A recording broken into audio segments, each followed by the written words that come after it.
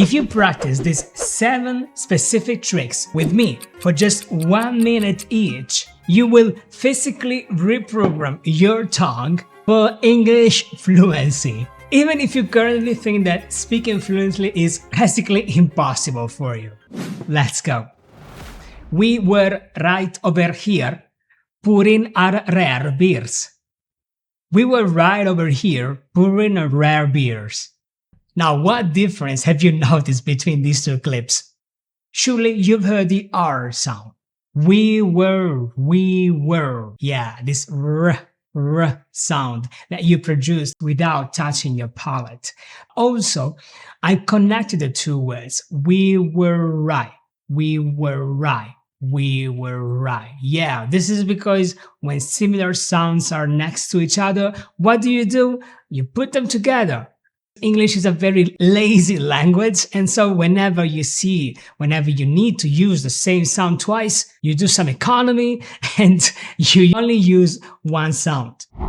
And so the first trick to speak fluent English is to connect every similar sound and only use 1. Alright, I think now you can be ready to actually say it after me. We're going to use a trick called over-articulation. You want to over-articulate your mouth, your tongue, every muscle that is involved in speaking, so that you speak extra slowly, really slowly. We do that because as you move every muscle very slowly, it's like printing a new sound into your mouth's muscles. It's actually gonna look very funny. I'm gonna do it first, and then you're gonna follow right after me. We were right over here pouring our rare beers.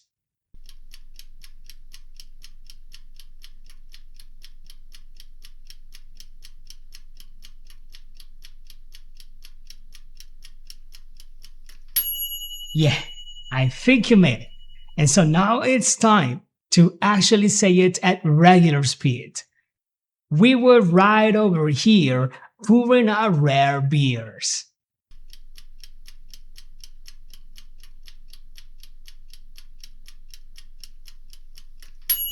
Here you go. You made it. Probably your R sound isn't as developed as mine, but this is not because I'm special. This is simply because I've trained it for quite a long time. And this is exactly what you want to do. If you want to speak fluent English, the second trick is using the R sound instead of the R sound. And to improve further, feel free to bring this video back and watch it again. Actually, if you like this content and care about your fluency, subscribe to this channel. Every week, I give you tips and tricks I discovered along my way to fluency, just like today, as well as everything that's currently working with my most successful one-on-one students. So basically, by watching and also using these videos, you get to learn only the most useful tactics to grow your English as fast as possible. You're welcome. And now, on to drill number 2. Hey, happy people up to home on a hot day. A happy hippo hopes to hop home on a hot day. Alright, what difference have you heard between the 2 clips? I'm quite sure that this time you've actually noted a lot of difference in how I handle the H sound. Happy, hopes, hop, home, hot. All of these words need an H sound. And if you don't put it, everything is confusing, both for you and for the listener. Because, my friend, English is a language that works on emphasis, and the H sound gives emphasis to the phrase. This is why it's often associated with emotional words, just like happy, happy. Look at my hands. Happy, happy. Of course, they are open. They give expression to my emotions. Happy, happy. Same thing for hope. Hope, right? Hope is a very important feeling. You need an H because it requires energy. Emotions are energy in motion. So you definitely need energy for these words, which you release with the H sound. And this is the third trick to speak fluent English. The H is an emotional sound.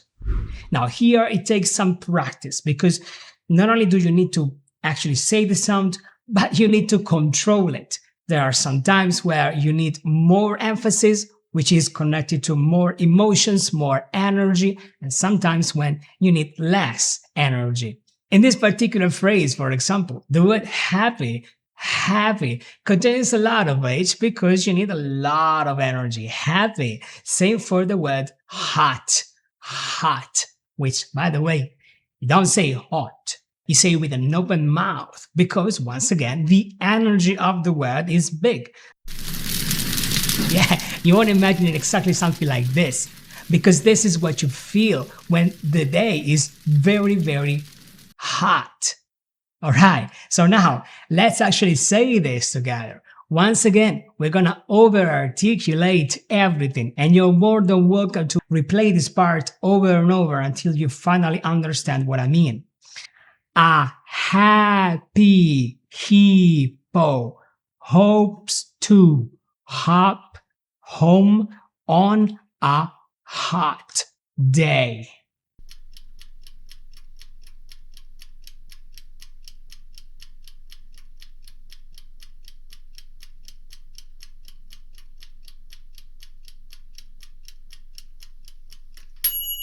A happy hippo hops to hop home on a hot day.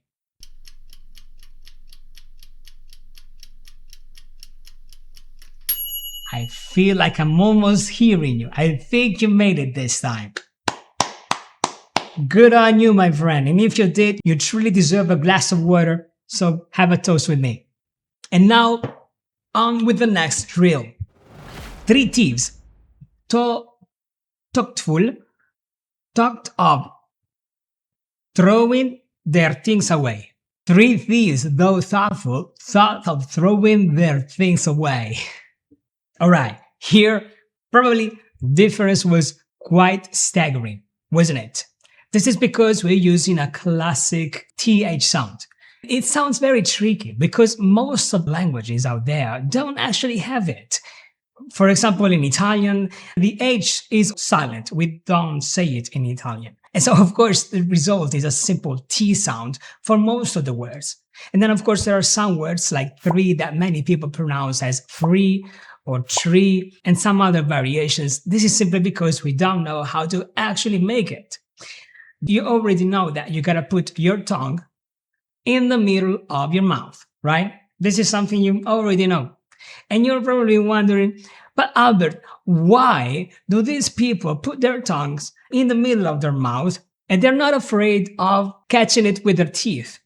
Because in English, you don't move your mouth so much. It needs to stay quite still because it's the tongue that's moving the most. And this is exactly what's happening in this phrase. 3. These, though, thoughtful, they are all requiring the same movement of your tongue in between your mouth. That's it. And so the easiest way to make it is to use over-articulation. Keep your tongue in the middle. Don't move it. Go as slowly as possible. 3 thieves, though thoughtful, thought of throwing their things away.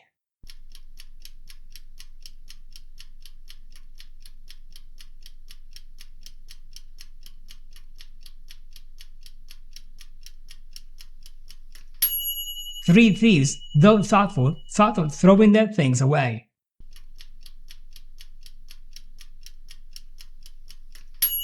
If you made it, if you didn't make it, if you tried and stopped, if you didn't try it, try. That's it. And this was the 4th trick to speak fluent English. Let your tongue do its work. And now let's move on to the next drill. This is even harder, so I hope you're ready for this one. 3 straight trees trump an extra strong string of stray cats. 3 straight tricky trees trump an extra strong string of stray cats. Now, what was the difference here? Probably you heard this ch sound, right? Extra, strong, string, stray. These are pretty difficult. So how do you do them? You want to keep the S sound as long as possible, like this. After this S sound, this is when you use the little ch sound. Street. Street. Here is how you want to do it. And this is actually the difference between street and street. And so, trick number 5, don't be afraid of going slow and take your time with tricky sounds. And once again, if I can do it, so can you.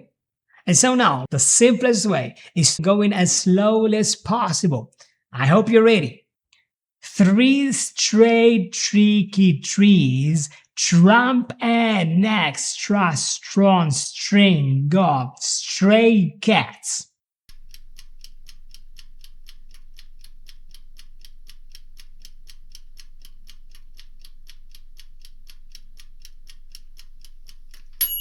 Three straight tricky trees trump an extra strong string of stray cats.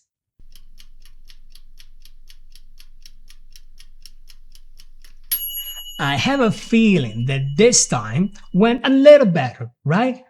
And if it didn't, it's totally fine because you can always bring this video back and repeat it once again. And now let's move on to the next drill. I hope you're ready. This requires something different. An amazing artist always offers an awesome attitude. Attitude. An amazing artist always offers an awesome attitude. So, what have you noticed now? Everything was nicely connected to the other, and for example, sounds like amazing became amazing. Amazing. This is how you speak this language. Yeah, you always let the G drop because it's often in the way. For that reason, you simply say an amazing artist. Now look at this, artist. Yeah, there's no T in artist. Why so? Because English is a lazy language, I told you before. Artist makes you stop your tongue at the tip of your mouth for too long. We don't want that. And so we take it away and we say artist, an amazing artist. An amazing artist always offers an awesome attitude altogether. And so the 6th trick is to always connect every word to the next, leaving no space in between. An amazing artist always offers an awesome attitude.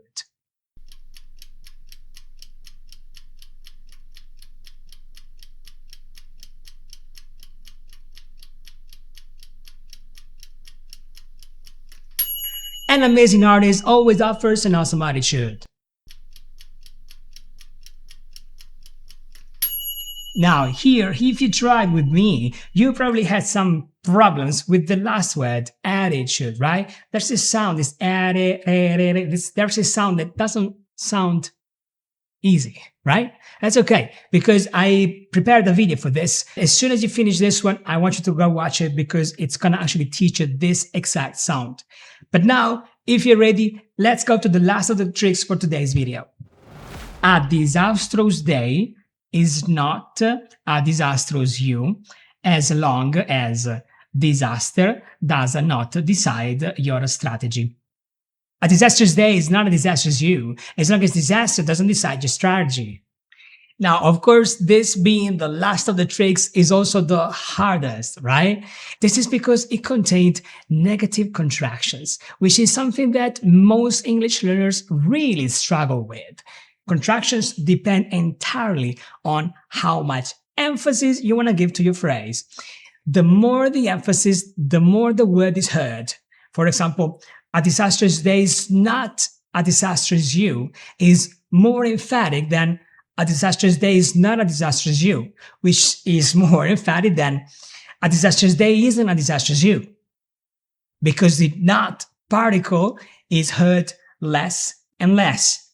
And so if you're following here, the first time we wanted to emphasize that a disastrous day does not equal a disastrous you. Whereas the second time does not decide, didn't need to be so emphatic, didn't need to be so important within the sentence, and so we decided to contract it entirely and become doesn't decide. And so the seventh trick to instant fluency is simple. Contract your words, smash them together, and use strong emphasis to control the rhythm. To learn this, it takes time, it takes practice, all right? But this is what you can actually do with this video. I'm gonna leave it here, publicly available, so you can watch it and rewatch it as many times as you want. And so now, speaking of practice, let's begin over-articulating everything.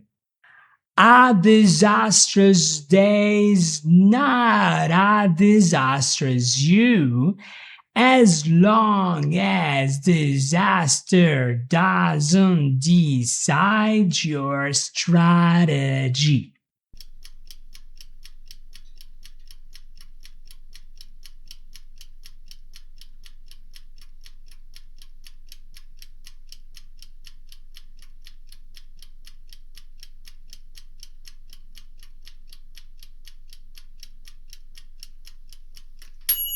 A disastrous day is not a disastrous you, as long as disaster doesn't decide your strategy.